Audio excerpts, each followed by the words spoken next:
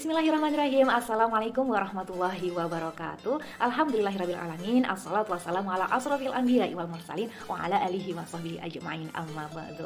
Sebelumnya yang saya hormati Bapak Idan Ramdhani MA selaku dosen pengampu mata kuliah Intervensi Individu dan Keluarga, dan teman-teman yang berbahagia. Nah, pada kesempatan kali ini izinkan saya, Revika Arnitasari dari Program Studi Ilmu Kesejahteraan Sosial kelas B, menyampaikan hasil refleksi dari presentasi tiap kelompok, di mana ada 9 kelompok yang membahas mengenai metode intervensi pekerjaan sosial individu dan keluarga. Nah, untuk kelompok yang pertama itu membahas mengenai konsep pelayanan sosial. Nah, sebelumnya kita harus paham mengenai pelayanan sosial itu sendiri. Nah, pelayanan sosial adalah suatu pelayanan yang diberikan dalam aspek pertolongan dan juga perlindungan sosial terhadap masyarakat-masyarakat yang membutuhkan secara khusus. Nah, masyarakat ini contohnya adalah PMKS, penyandang masalah kesejahteraan sosial. Nah, PMKS ini misalnya seperti gelandangan, anak terlantar, pengemis, dan yang lain sebagainya.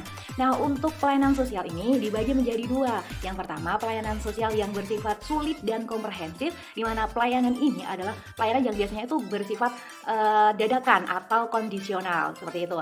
Nah, pelayanan ini contohnya itu seperti BLT untuk orang yang terdampak COVID, bantuan untuk korban bencana, dan lain sebagainya. Nah, untuk yang kedua itu pelayanan sosial yang bersifat ada batasan kewenangannya dan sudah ada ruang lingkupnya secara jelas. Nah, pelayanan ini tuh biasanya seperti pelayanan dalam lembaga sosial seperti pelayanan kesehatan, pelayanan pendidikan, dan seterusnya.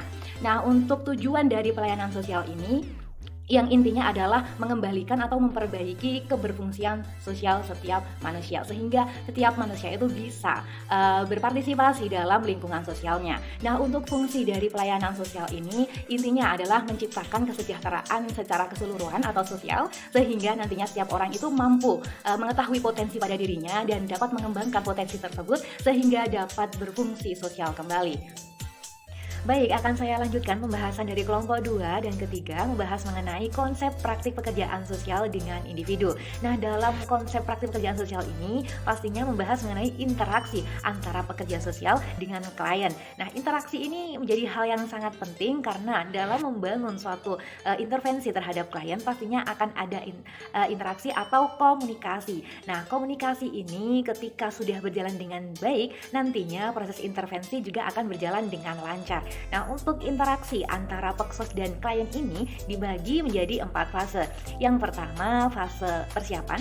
Fase yang kedua itu fase pertumbuhan. Fase yang ketiga adalah fase kerja atau pertengahan, dan fase yang terakhir yaitu fase akhir atau transisi.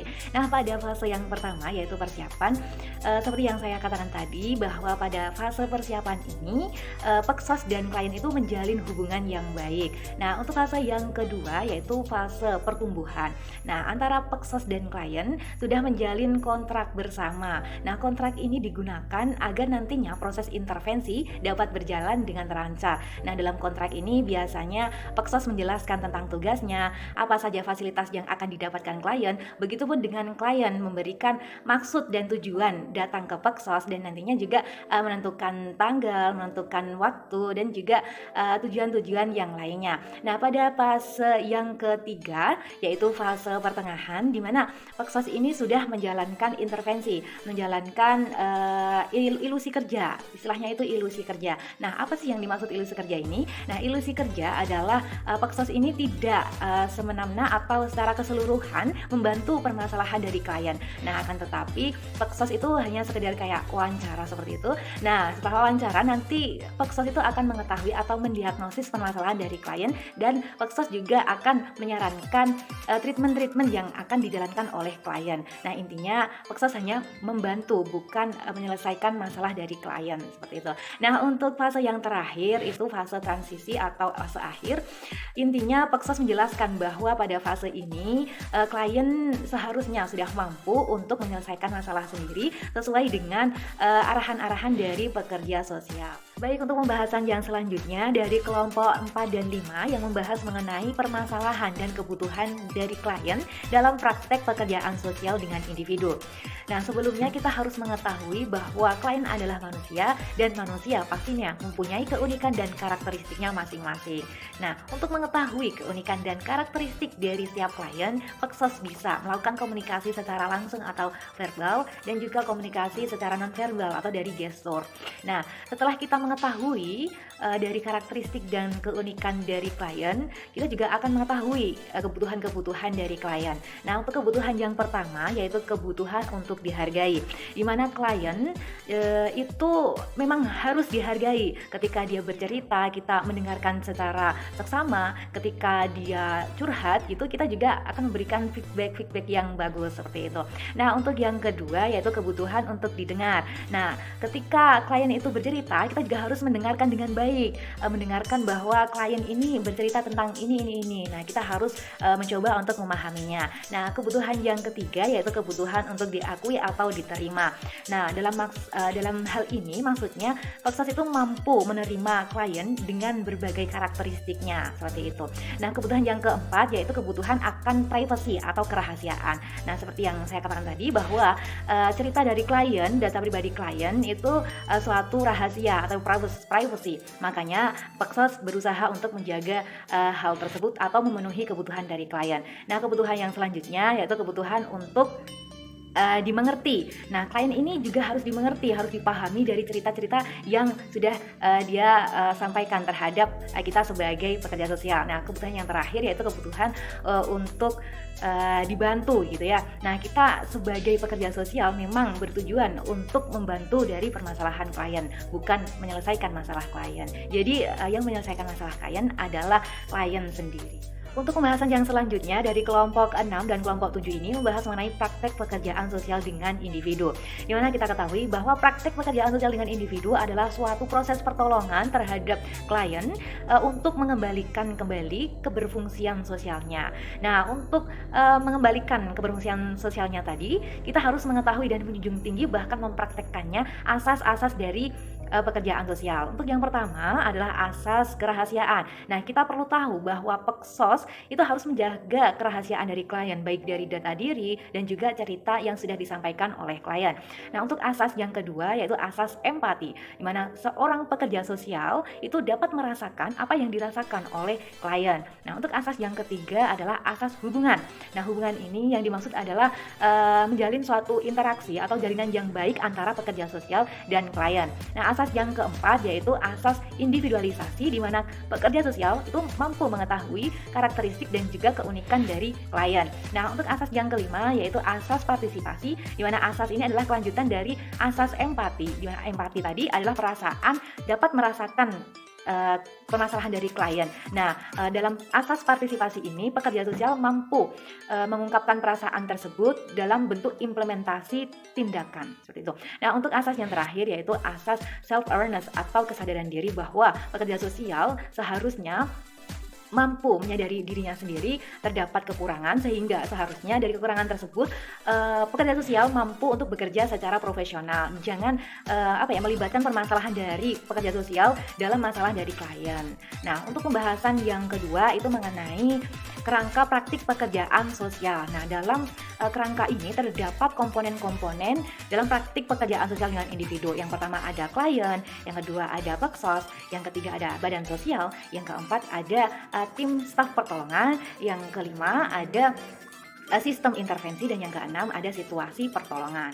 Pembahasan yang ketiga mengenai peranan praktik pekerjaan sosial dengan individu, di mana secara garis besar peranan Peksos ini dibagi menjadi 4. Yang pertama, Peksos mampu untuk memperkuat sistem kesejahteraan sosial. Yang kedua, Peksos mampu untuk menjamin fasilitas-fasilitas kesehatan terhadap klien. Yang ketiga, Peksos mampu mengembalikan keberfungsian sosial klien. Dan yang keempat, Peksos mampu untuk meningkatkan ketertiban dari sosial kita.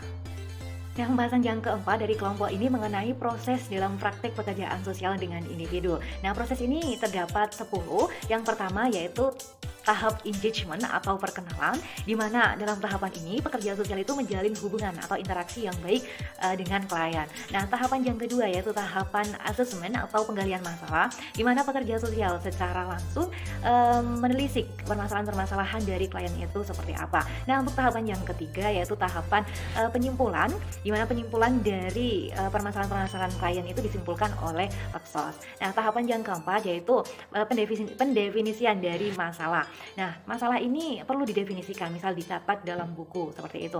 Nah, untuk yang selanjutnya yaitu penentuan tujuan-tujuan, di mana tujuan ini nantinya harus disepakati oleh klien dan juga Peksos. Nah, untuk yang selanjutnya itu penentuan metode yang akan digunakan dalam proses intervensi. Nah, ini Peksos menyesuaikan dari kebutuhan dari klien dan juga permasalahan yang dialami oleh klien.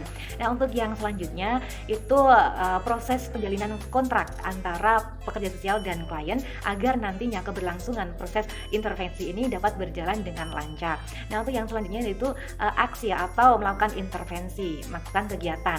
Kegiatannya yaitu menyelesaikan masalah dari klien, di mana klien itu mampu mengembalikan atau mampu memberdayakan dirinya sehingga dirinya dapat keberfungsian sosialnya dapat berjalan dengan semestinya. Nah, tahapan yang selanjutnya itu evaluasi. Evaluasi ini menjadi tahapan yang penting karena ketika menjalankan tahapan-tahapan yang sebelumnya pastinya seorang pekerja sosial itu tidak bisa sempurna, pastinya ada kendala-kendala. Nah, dari kendala-kendala tersebut itu di checklist, nanti bisa menjadi bahan dasar pembelajaran untuk intervensi yang selanjutnya, sehingga pekerja sosial tidak mengulangi kesalahan-kesalahan yang sebelumnya. Nah, untuk tahapan yang terakhir yaitu tahapan terminasi, di mana Peksos dalam hal ini bisa menerangkan kepada klien bahwa dalam proses yang terakhir atau terminasi ini, pekerja sosial itu seharusnya memutuskan hubungan intervensi dengan klien ketika klien memang benar-benar sudah mampu untuk menyelesaikan masalahnya sendiri. Nah, ketika klien memang belum mampu untuk menyelesaikan masalahnya sendiri, maka pekerja sosial akan mengulangi proses dari intervensi ini.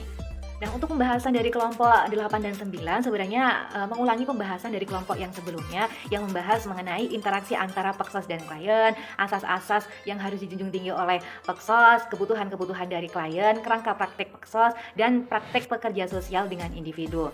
Nah, di sini saya mungkin menekankan dari pembahasan dari kelompok saya yaitu kelompok 6 yang membahas mengenai asas-asas praktek pekerja sosial, terus ada peranan praktek pekerja sosial, proses praktek pekerja sosial, di mana dalam aspek ini menjadi komponen yang sangat kompleks dan harus diperhatikan oleh pekerja sosial. Nah, kesimpulannya, praktek pekerja sosial ini dengan individu adalah suatu kegiatan pertolongan untuk mengembalikan keberfungsian sosial dari setiap individu, bahkan nantinya bisa permasalahan dalam keluarga seperti itu. Nah, dalam menjalankan praktiknya, pekerja sosial harus memperhatikan asas-asas, kebutuhan dari klien, proses, tahap-tahapan, dan yang lain sebagainya. Nah, ketika sudah mengetahui dan mampu menerapkannya dalam proses intervensi, semoga saja nanti permasalahan dari klien dapat terselesaikan dengan baik dan lancar.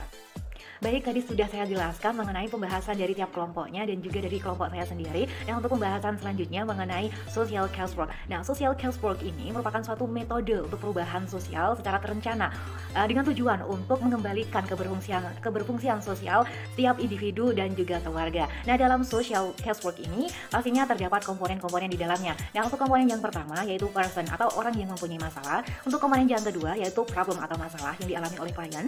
Yang ketiga adalah place, tempat yang digunakan untuk proses penyelesaian masalah, dan yang terakhir adalah proses atau teknik-teknik yang digunakan dalam social casework ini. Nah, mungkin cukup sekian yang dapat saya sampaikan. Apabila banyak salah mohon dimaafkan. Wabillahi taufiq wal hidayah, walillahil inayah. Wassalamualaikum warahmatullahi wabarakatuh.